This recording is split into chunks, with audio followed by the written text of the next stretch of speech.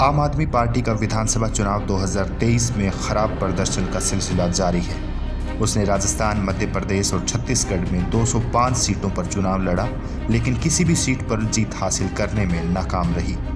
उसने नोटा से भी कम वोट हासिल किए। पंजाब को छोड़कर, जहां वह 2022 में सत्ता में आई, गुजरात और गोवा में भी उसने इतना बुरा प्रदर्शन नहीं किया। आम आदमी पार्टी भी इंडिया गठबंधन में शामिल है, लेकिन उस बैठक से पहले ही अरविंद केजरीवाल के नेतृत्व वाली आप ने उत्तर भारत में सबसे बड़ी विपक्षी पार्टी होने का दावा कर दिया। 3 राज्यों में अपनी हार पर प्रतिक्रिया देते हुए उन्होंने कहा कि आप इन राज्यों में गठबंधन के चरण में हैं और हम ये सुनिश्चित करने के लिए चुनाव लड़ रहे थे कि हमारा संदेश सभी तक पहुंचे। इंडिया गठबंधन के कई नेता 4 राज्यों के चुनाव में अवसर खोज रहे थे, लेकिन उनकी रणनीति नाकाम हो गई। आप इतने खराब प्रदर्शन का यह कहकर बचाव कर रही है कि बीजेपी भी तो कर्नाटक और आंध्र प्रदेश में बुरी तरह हार चुकी है।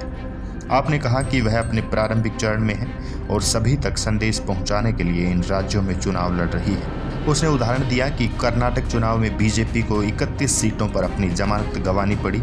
खुद पीएम नरेंद्र मोदी ने आंध्र प्रदेश में प्रचार किया, लेकिन बीजेपी सभी 173 सीट हार गई और उसे नोटा से भी कम अंक मिले।